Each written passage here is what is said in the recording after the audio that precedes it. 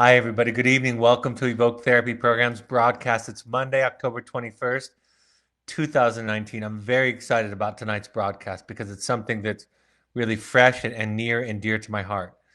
I'm going to talk about this idea of an inner child, what that means, what we mean when we talk about that.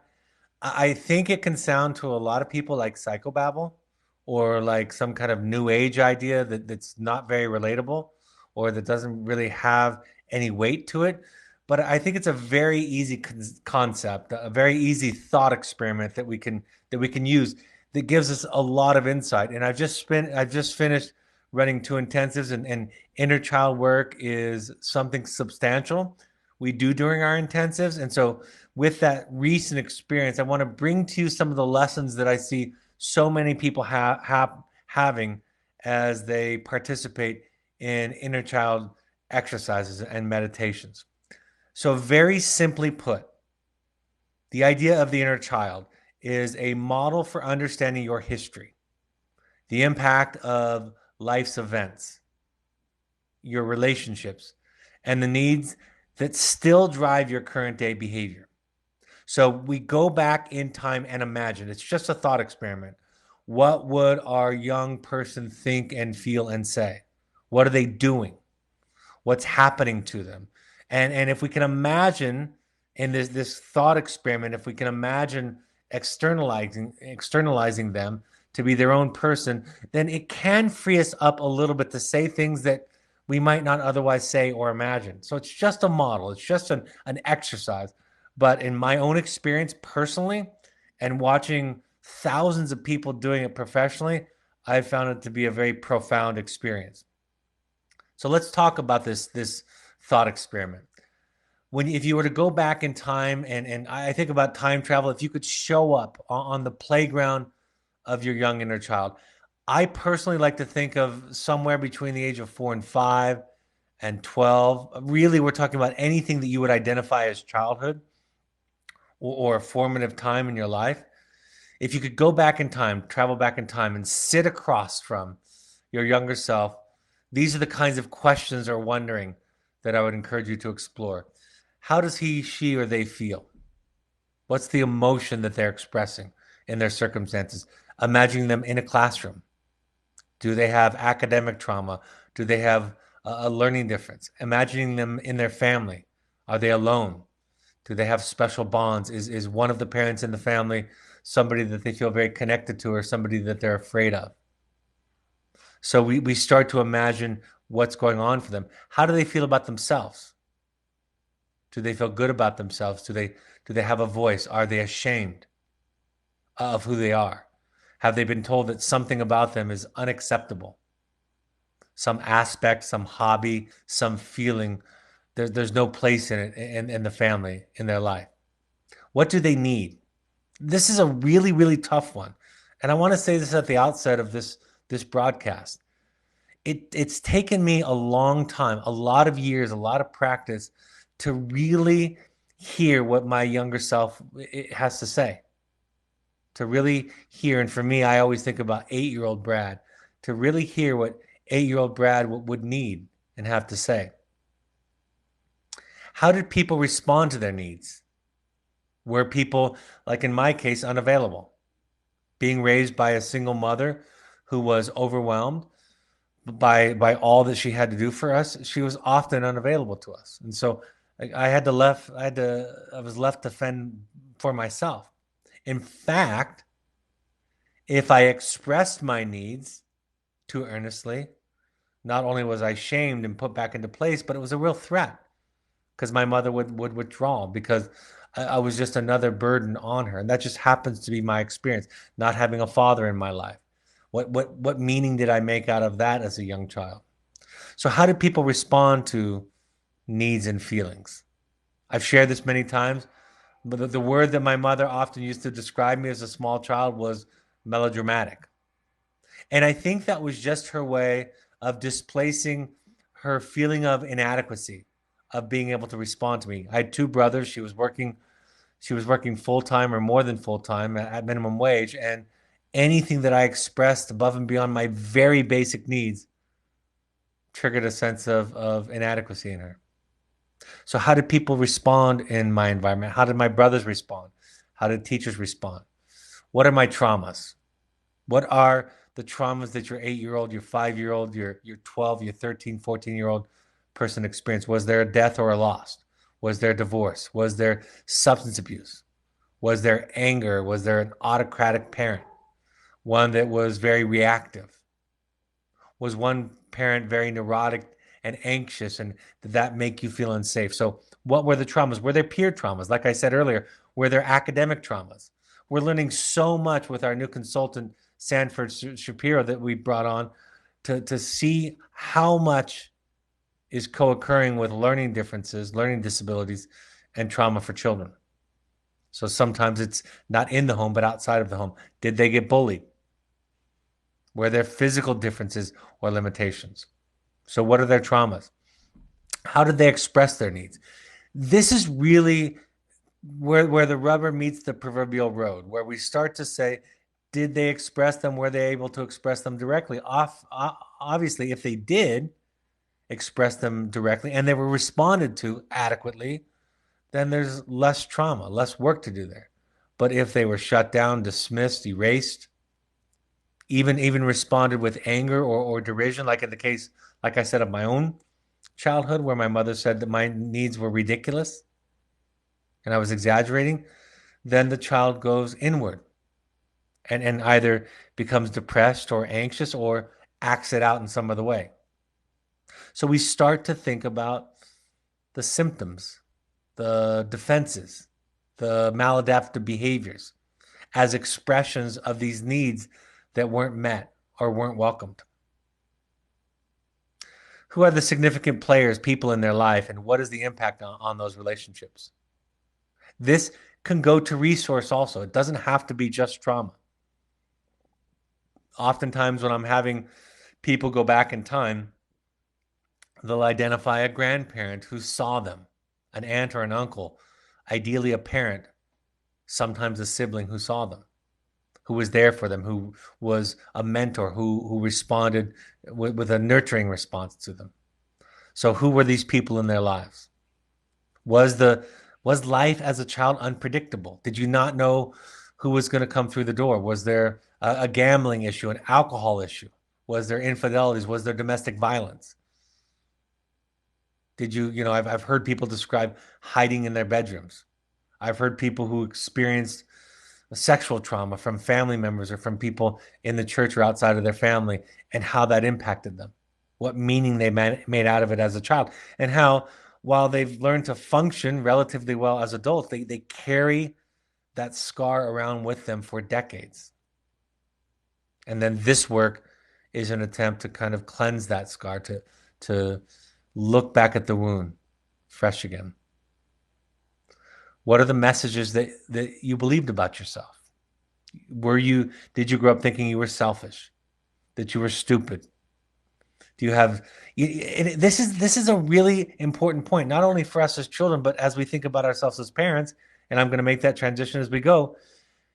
If people responded to our maladaptive behaviors, which makes sense that a lot of people would, if they responded to them with anger, frustration, impatience, and derision, judgment, shame, that's how we tend to respond to them. I always talk about this idea, this really high bar, that it is what your parents felt and thought about you that became your inner voice, not what they said. The overt messages aren't the entire truth. If your parents thought you were a problem, you believe you are. If your parents thought your acting out behavior was ridiculous, you think you're ridiculous. In fact, you think that that's the solution to the problem. So many people that I work with, parents, young people, even professionals that I work with, think that the solution to their problems is a tough taskmaster, right? A confrontive coach. They ask me to confront them. They'll say things like, don't treat me like I'm fragile. I can take it. And oftentimes the most confrontive thing that I can say to them is, I don't think that's what you need. In fact, let's try love. You've been trying hate and shame for years. Let's see what love will do to those behaviors. So how do people respond to their expressed needs, even if those expression of needs come out in what we would call symptoms or maladaptive behaviors? How do you feel and respond to your child when you imagine them? If you close your eyes and imagine sitting across from your 10-year-old self, how do you feel toward them? I can remember my early guided meditations around inner children. I looked at my inner child with a kind of a disgust, a coldness that took me years to understand where that came from. So how do you think and feel about the little child that you imagine in these exercises?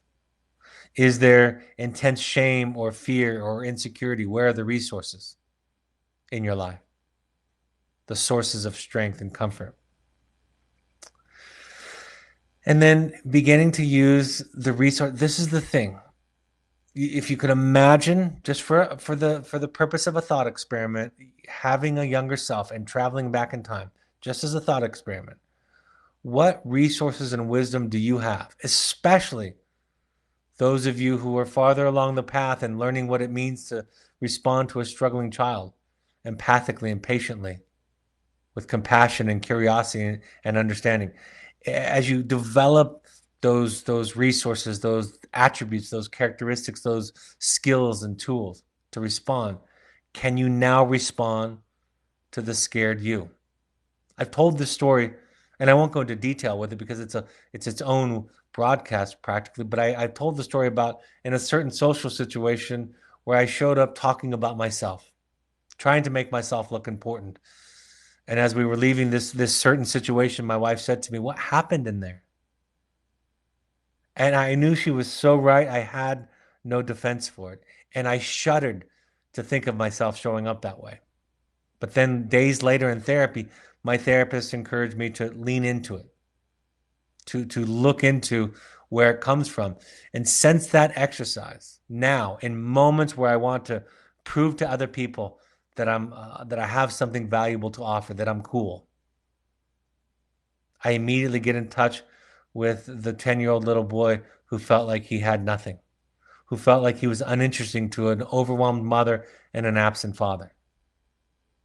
And with that kind of sensitivity, with that awareness, I don't have to go into the symptom again about trying to prove to everybody that I'm worthwhile.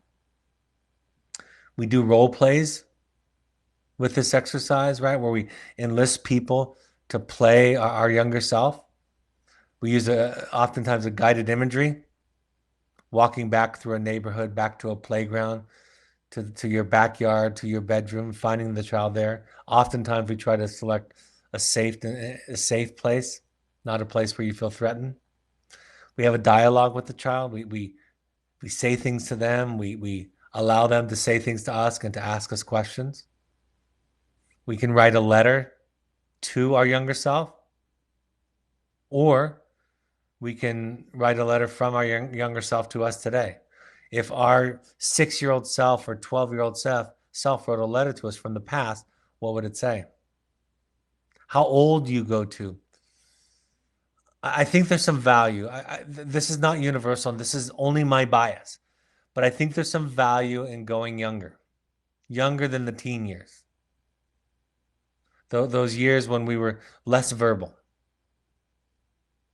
more formative stages. So somewhere like 4, 5, 6, 7, 8, 9, 10, somewhere in those years, there's value going back there. Now it's person by person, right? It's individual, because there are important moments and events and traumas that happen at various times for all of us. Divorce can happen later, right?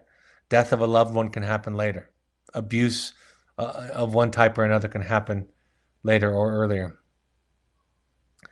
What would your child ask from you? If you can get in touch, I think you'll find that they'll ask for something that makes them feel safe and secure. Sometimes it's about, am I going to be okay? Is everything going to be okay?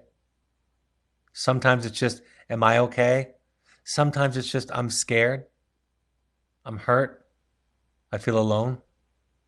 And then how would you respond? And we'll spend a few minutes on this idea about how you respond. I want to talk about responses that look like a secure attachment, right? A safe place for your imagined inner child to go to. This is what it looks like. I have this list, this what it looks like and what it doesn't look like. Let's go first to what it doesn't look like. It doesn't look like responses like this. That's silly, irrational, unreasonable, stupid, or ridiculous. It doesn't look like you're overreacting. You're too sensitive. Even you're scaring me. It doesn't look like you're being selfish. It doesn't look like advice. So many people, when they first go back, as they begin this work, they want to give their young person advice. Ideally, I imagine, to avoid some of the pitfalls that happen later in life for them. But we know from our own current day situation that children don't respond to lectures. They respond to resonance. They respond to being heard and understood. So anything that starts off with you should or you shouldn't is probably off track. Don't pay them any mind. They're just jealous. Sticks and stones. Ignore them. You'll get over it. You'll be fine. Look on the bright side. I have on this list of things not to say or things that are demonstrative of non-attachment responses. The example of why did you do that? And I've emphasized why. Because asking or being curious about why somebody's doing something is wonderful. But oftentimes we use the word why as derision. Why did you do that? My wife will remind me when I'm shaming our children, she'd say, Brad, when you say to the child, why did they do that? You might as well say, why did you do that, you idiot? Because that's what it sounds like. So in my moments of impatience and anger and frustration, why doesn't mean why. Have you tried this? Going to solutions is not an attachment response, at least not early on. I put these next examples on here because these can even come from professionals. That's just your depression. That's just your insecurity. That's just your anxiety, your narcissism. That's just your defense. You're just justifying or rationalizing. Right? We can hide our derision behind diagnostic language, but it's the same thing. The shift is from trying to fix the problem to trying to understand the problem. So let's talk about what it looks like if we're in that mode of understanding and hearing and resonating. Thank you for telling me. Somebody comes to you and tells you something hard, a child, consider the idea of saying to them, thank you for telling me. Tell me more. I appreciate knowing. I'm glad you told me. Thank you. That sounds really hard. I'm so sorry. I'm here. I'm listening. You're not alone. That makes sense. And is there anything that I can do? Do you need something from me? You must have a good reason. I want to understand what's going on for you. What can I do to support you? And maybe the penultimate is I can relate. So when we respond in those ways that all don't go straight into solving, we provide a safe place for the child. But so many people I've watched, and I'm surprised by this because I'm surprised that this is the response because it seems so obvious for so many people how to respond to a little child. You know, Thich Nhat Hanh, the Buddhist monk and teacher, says, respond to your depression and your anxiety like you would a little child, saying, dear one, I am here for you. So many people, even high-functioning people, are so afraid to let go of shame. They're afraid that if they don't have shame, that if they don't kick themselves in the pants, that's what they really think they need. That if they don't kick themselves in the pants, they're going to spiral out of control. They wonder things like, why or how would I improve myself if not for shame, if not for a kick in the pants? This is all I know. I need a tough coach. I need somebody who's going to call me on my stuff, on my crap. If not for shame, I'm going to devolve into hedonism, gluttony, laziness, self-absorbed, and selfishness, into base desires, thinking only for myself. And in my experience, that's not really where we go. The reality, when we're really truly loved, once you have been loved and accepted, you'll want to share that with others. You will heal. I will admit that in early stages, without that shame, it can get a little out of control. That can happen sometimes. But in the end, when you know that you're really seen and heard, you'll want to share that with others. You'll heal. And beyond fear and shame, there's a place. And when you have found it, you'll want to take everybody that you know there. You'll spend the rest of your life wanting to give that same love, do that same thing for others that has been done for you. So the take home. Doing this work takes time and practice. It won't be your first exercise or your first book by John Bradshaw, one of the people who made this idea of the inner child famous. It won't be that. It will take time and practice. It takes months, if not years, of therapy to get in touch with your younger self. Your inner voice and acting it out on your struggling child. See, if we can learn to respond to our own inner child, then we can respond to our struggling child in life, the children that we're raising ourselves. And how you respond to your inner child is, in a way, a mirror of how you're going to respond or how you do respond to your child. And so what I mean is your ability to develop compassion with yourself will lead to more compassion with others who struggle. That is my experience as a person and a therapist. The relationship that we have with ourselves, the problems that we have with other relationships, there's a connection there. The relationship we have with ourselves essentially is the template for all our relationships. And so when we're struggling with a child with a mental health issue or an addiction issue, it really starts with the relationship with ourselves. And by the way, the research proves it. Attachment theory proves it. If you want hard data and strong conceptual language around this, read the book Parenting from the Inside Out by Daniel Siegel and Mary Hartzell. It's a strong, strong text that shows how brain research bears this out. The extent to which we've resolved and healed and done our work, finished our business with our childhood, is the extent to which we're able to provide our children with a safe place, a safe, secure attachment, which is the best predictor for resiliency. People ask me all the time, how do you do this? You've got to find somebody that can see you. And not all therapists are able, willing, inclined to see you. And the reason is because they haven't done the work.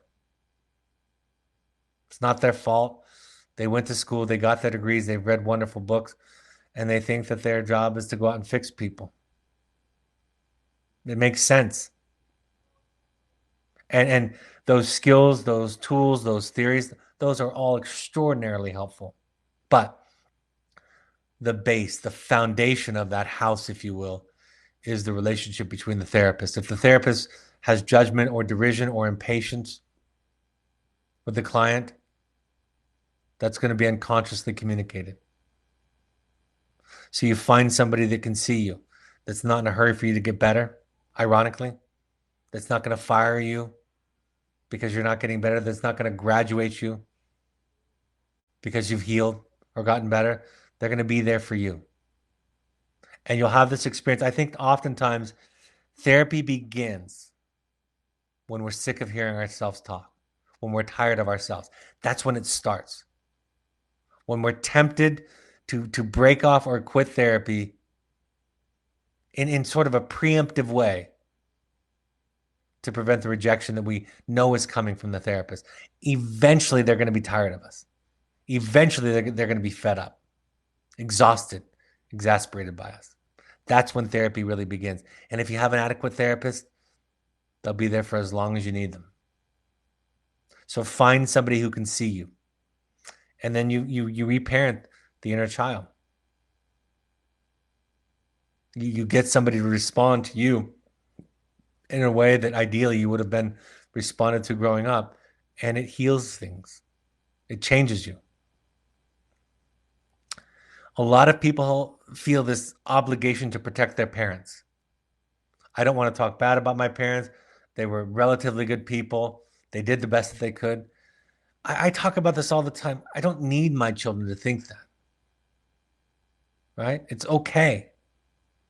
In fact, I know that my 4 children need to be mad at me, need to consider the ways that I've dented them, need to understand how I've hurt them, need to understand how Brad Reedy has showed up human and imperfect and left his mark, his stink, if you will, on them.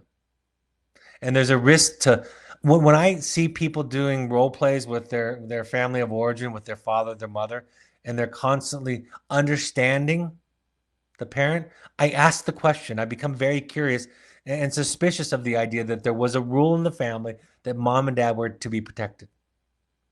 In fact, I posted something about this. There's a great quote that I read the other day that said, "Your healing," this is a great quote, "your healing will expose the emotional immaturity of your parents. Your healing will expose the emotional immaturity of your parents." And somebody wrote back and said, "Hopefully also you'll have compassion." And of course that comes with healing. But the fact of the matter, as a parent who's doing their work, you don't need it. You're okay. You generously offer to your children the idea that you're allowed to be mad and talk about and think about and feel the ways that I've hurt you.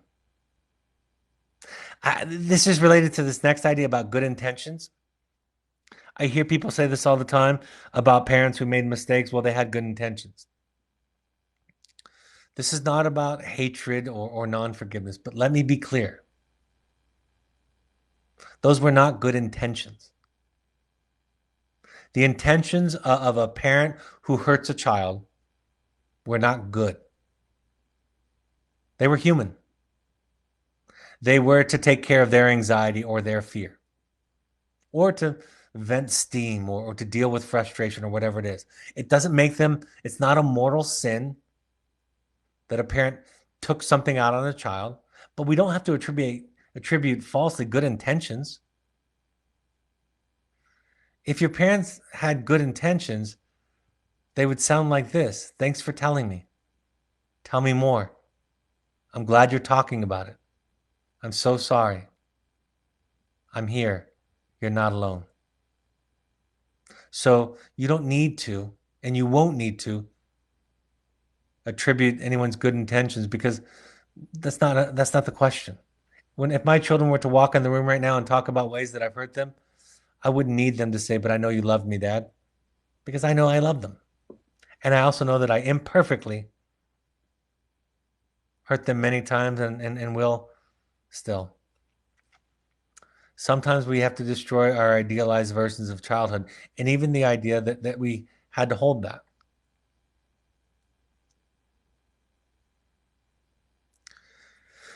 We fear that if we do this work, many parents fear that they're going to, again, stay stuck and stagnate in this blaming victim stance position. That's not my experience. In fact, I see people get more stuck in the victim and the blaming stance when others in their life get invested in the child or person getting over it.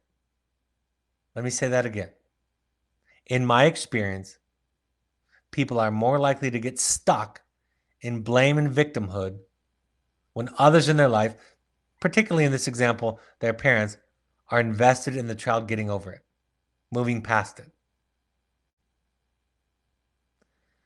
Ultimately, this is about honoring the coping mechanism, the defenses, the symptoms that the child used to deal with the dilemma of living.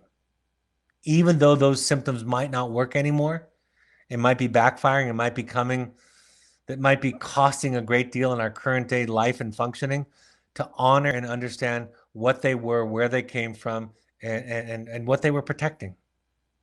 And it is in that kind of compassion and understanding, not in a butt kicking or calling somebody on their crap, that in my experience as a person, as a client, and as a therapist, the true healing occurs.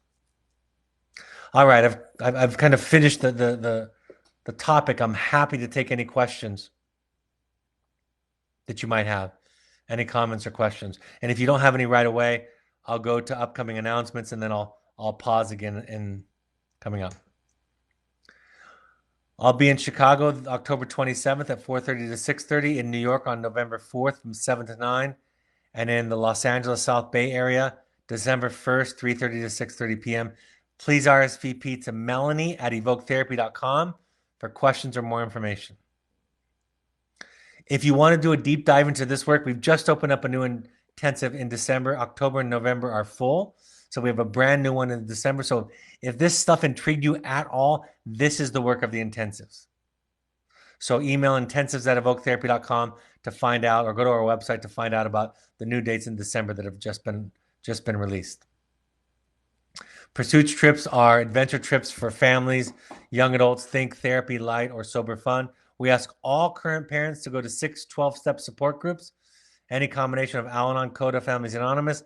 Adult children, it's a great organization to go to understand what kinds of maladaptive messages and patterns and roles and rules were in your family growing up. Associated with adult children of alcoholics, but really can apply to lots of different families. Alateen is for teens.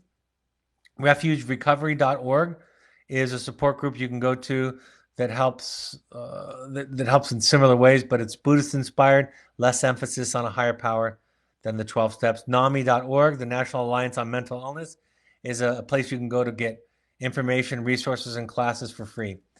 You can follow us on social media. All of these broadcasts are available on your favorite podcast app, on an iPhone or iOS device. Find us on the podcast app. On an Android device, use the SoundCloud app, or on your computer, go to soundcloud.com.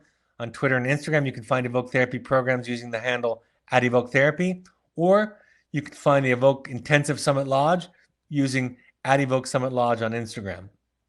On Facebook, you can find Evoke by searching Evoke Therapy programs. The Alumni Foundation, by the way, we need more board members. If you have any interest in giving back, go to the Facebook page for the Alumni Foundation by searching Evoke Family Foundation. Go to our Evoke blog on our website for new content each week. My book, The Journey of the Heroic Parent, is available on Amazon. Also, Audible and CD purchases are available there.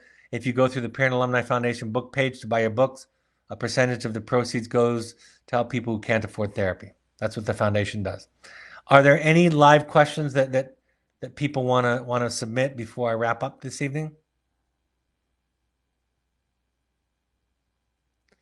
Again, folks, I know this can sound kind of new agey and fuzzy and therapy psychobabble. It's just a thought experiment. It's just imagining what it felt like, remembering. And some of these exercises really allow us to feel things that sometimes traditional talk therapy doesn't access. So I hope this is beneficial. Thank you for your work. Thank you for, and on behalf of your child, for attending these broadcasts, for listening to these podcasts. It makes a big difference. In my experience, along with making sure your child is safe and getting the treatment they need, it is the most important thing you can do to contribute to your child's long-term health and well-being. Not only does it help you in your life, but it helps them. I'll announce the next topic tomorrow, and I will be talking to you all Thursday evening, this Thursday, October 24th at 7 p.m. Mountain Time. Take care, folks. Thanks for joining me. Have a great evening. Bye-bye. Talk to you Thursday.